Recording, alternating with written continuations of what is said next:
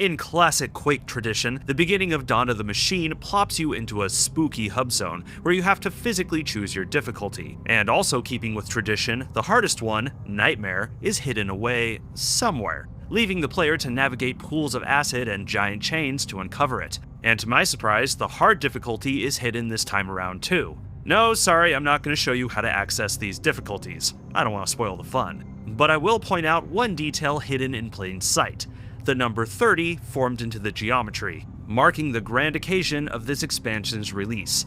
Now that's pretty cool.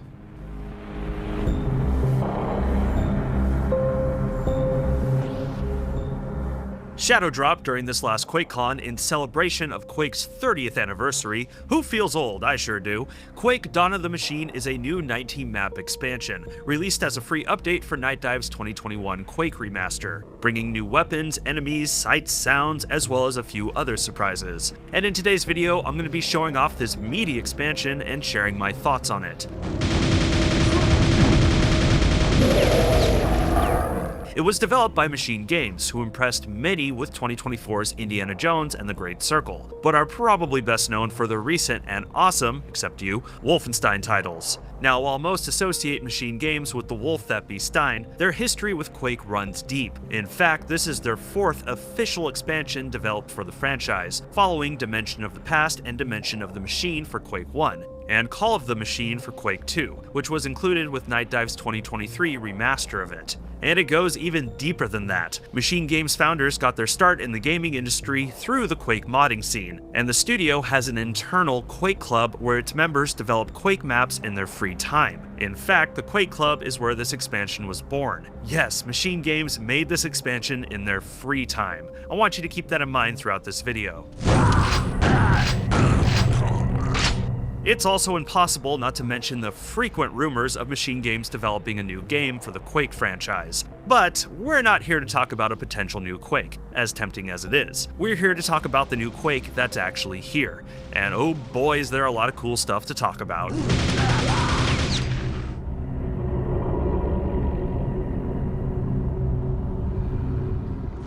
Properly slipping into the expansion, the thing that surprised me was the contrast of how familiar these maps felt, particularly in their aesthetics, which stick pretty close to the original games, more on that in a bit, with just how different this expansion feels compared to any Quake experience I've had. The initial moments of the first map get right at the heart of what I'm talking about. Warping into a military facility, the type that typically kicks off a Quake episode, right in the first room is a collectible severed head that bumps your total health from 50 to 60. Oh, are we doing permanent upgrades in this episode? Why yes we are. Upgrades that are often and unsurprisingly hidden away in secret areas, of which there are many in this expansion. Seriously, most of the maps have over a dozen secrets to uncover. There are plenty more health upgrades to find, but also collectible backpacks that increase the ammo capacity for each of your weapons. Then you go into the next room and this happens. Well, what? Yeah, this is one of the big characteristics of this expansion: instant dimension transporting, a trick Machine Games uncovered during development that is used for both storytelling and gameplay purposes. It's trippy, can be a little jarring, but as you'll see later on, it's used to great effect. The next big thing that stuck out to me was in this same room, being this odd door with a strange symbol, informing me I needed the Rune of Sacrifice. And not long after that, I would find more of these doors throughout the level, one requiring a different rune altogether. And wouldn't you know it, just about every level past this featured these doors. I remember playing thinking, where do these lead? Do I have to find these runes now, or am I coming back? What am I missing here? Well, turns out these doors were hinting at one of the best aspects of this whole expansion. But it is in spoiler territory, so I'm gonna wait until towards the end of the video to talk about them.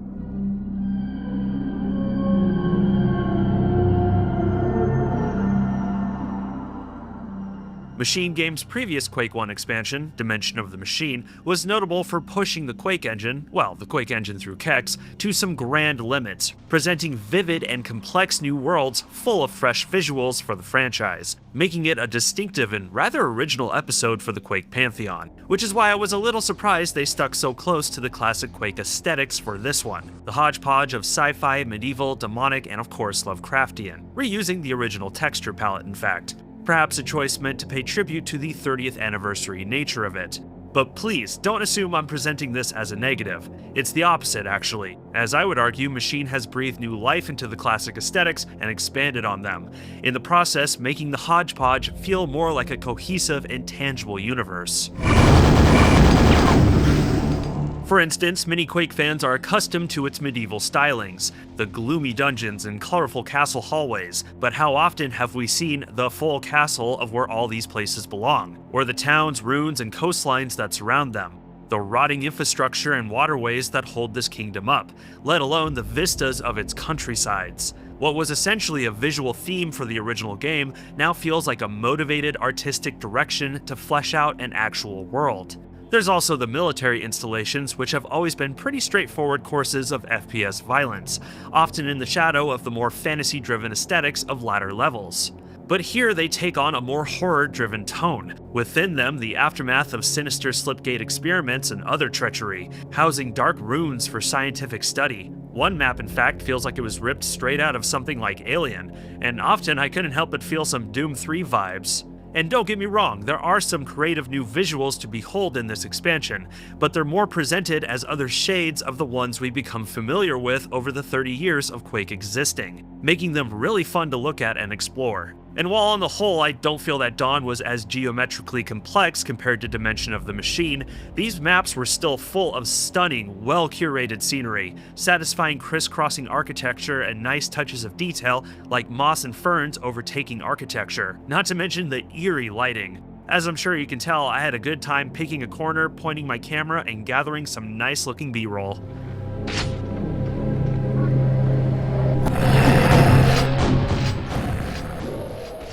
The atmosphere is also something to highlight. This episode is freaking creepy, man.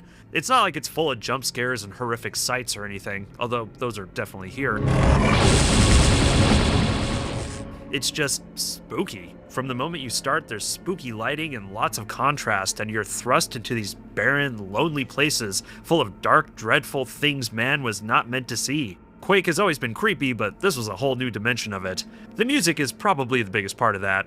The soundtrack is very much a throwback to Trent Reznor's famous soundtrack for the original, presenting surreal, rhythmic, and moody tones that cut right to the bone, thick, weighty, and ever-present. Simple, but highly effective.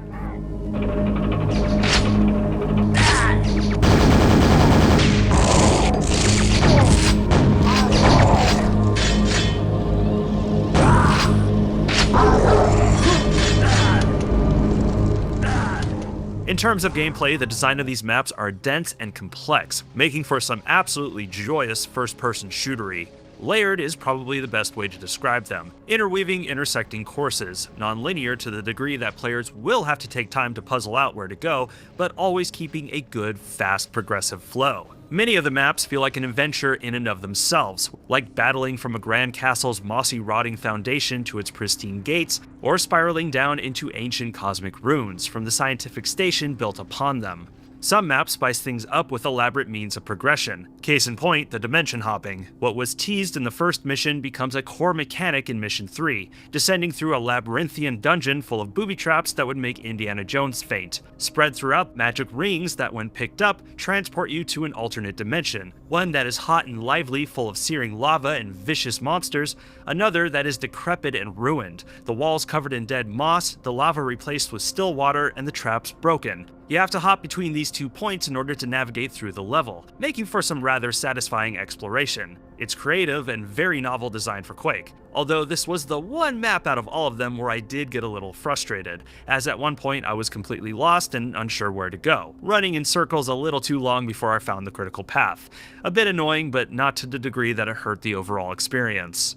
And of course, all the maps do a fantastic job at keeping the combat consistent and challenging, paced well so there's no boring lulls, but also enough downbeats to get some much needed breathers. And while we have some classic circular arenas where enemies are dumped on you, there's also battle zones with a more creative spin, like geometry morphing to give you dynamic cover, as well as that dimension hopping mechanic to get things real topsy-turvy.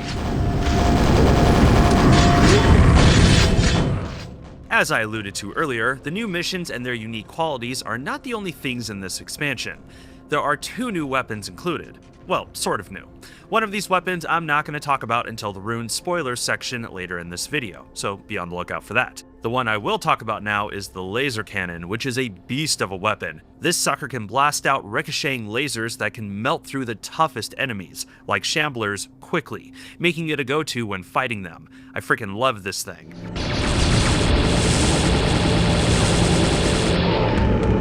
Now, in truth, the laser cannon actually first appeared in Quake's first expansion, 1997's Scourge of Armagon, behaving more or less the same. Machine Games essentially gave it a makeover, and a good one at that, as I think this new design is a lot more interesting compared to its plain Jane original.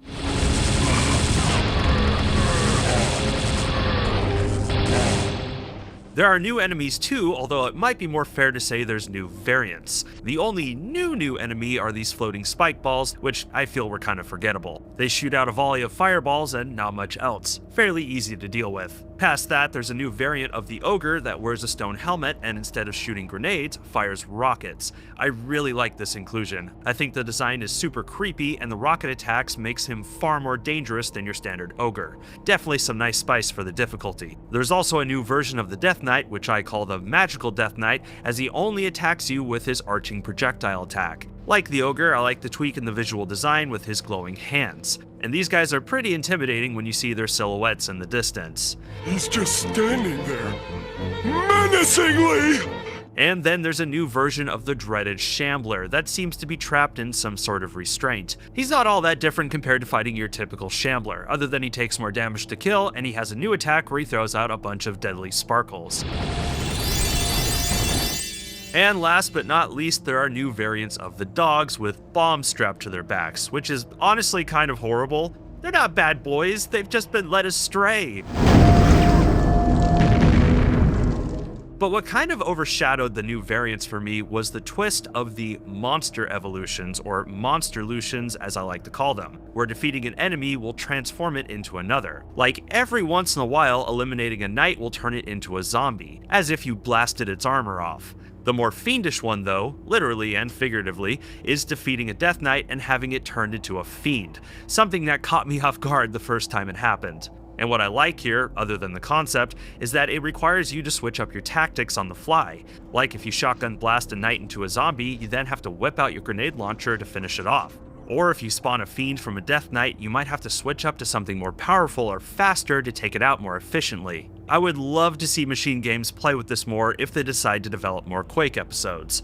Or maybe save this nugget for a potential Quake 6. You never know.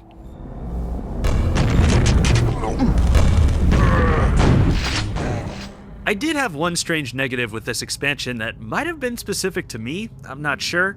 Basically, I was experiencing a bug on the PC version where the Nightmare difficulty was not activating if I started from the hub world and went through the Nightmare portal. I believe it was defaulting to the normal difficulty. I could only get Nightmare to work if I went from level select. I confirmed this when I compared with some of the footage I captured and realized the enemy placements were different. And this wasn't just in Dawn of the Machine. I had the same problem when I tested it with the original game. And for the record, I was also comparing against my Switch copy of the game where everything was working just fine.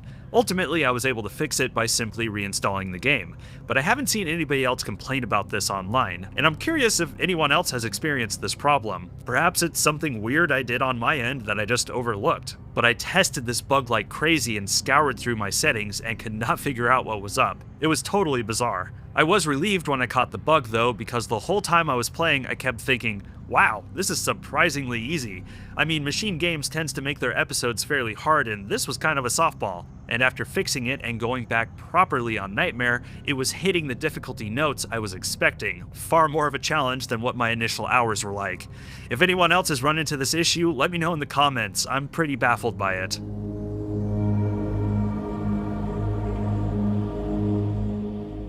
Okay, so now I'm going to talk about those mysterious rune doors, and I'm throwing up a spoiler warning here for anyone that would prefer to experience the surprise of them for themselves.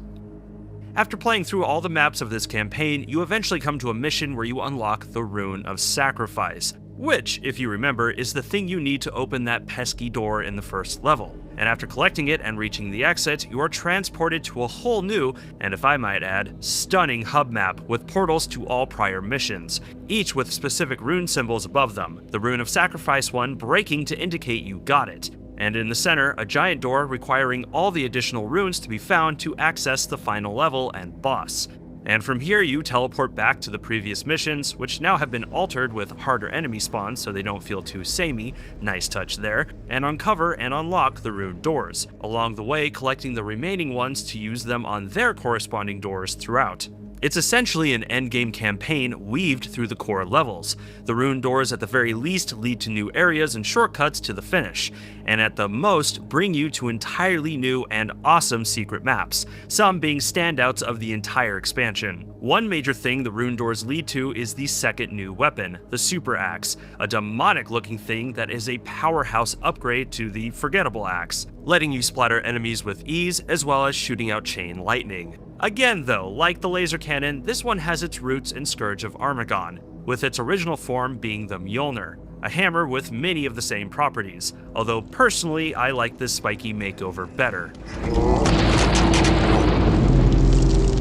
What was funny and delightful to me, considering my last month was entirely wrapped up in it, is that this concept is more or less the same as the endgame structure of Doom the Dark Ages Revelations, with you going back to previous levels and unlocking new sections of them with keys, in some cases giving you whole new missions, all in service of unlocking a tough endgame boss. It makes me wonder if Machine Games took some inspiration from what their id sister studio was doing, and dare I say, I think Machine Games does the concept better here. I like that the rune doors are more secretive compared to the Revelations Master Key doors, that were fairly telegraphed and easy to find, and I felt there were better surprises to uncover through most of the rune quest. Overall though, I love this inclusion, and I love that both these expansions found ways to layer their missions so that players would have fun playing them multiple times. I want to keep seeing that from both Doom and Quake in the future. Absolutely peak design here.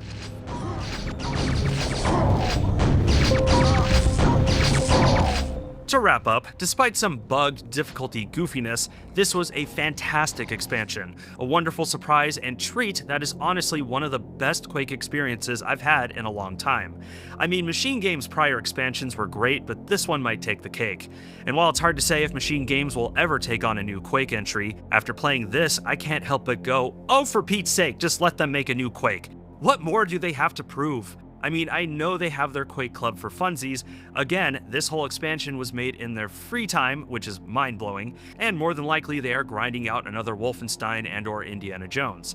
But every time I play one of their Quake expansions, it feels like I'm playing a proof of concept of what they would do with this franchise, and I just want to see that happen. A new Quake ain't coming from id. I hate to say it, but it's not. They're on the Doom train for the foreseeable future. And honestly, I don't want to see a new Quake from them. I want to see it from Machine. I want to see their dream, or perhaps nightmare, become a reality. And if not, well, I sure as hell want to see more awesome expansions like this for Quake 1 and 2. If you enjoyed the video, please like, subscribe, share, and comment. It's a huge help for the algorithm. I'm Kirk, and thank you for watching this video. Stay safe out there.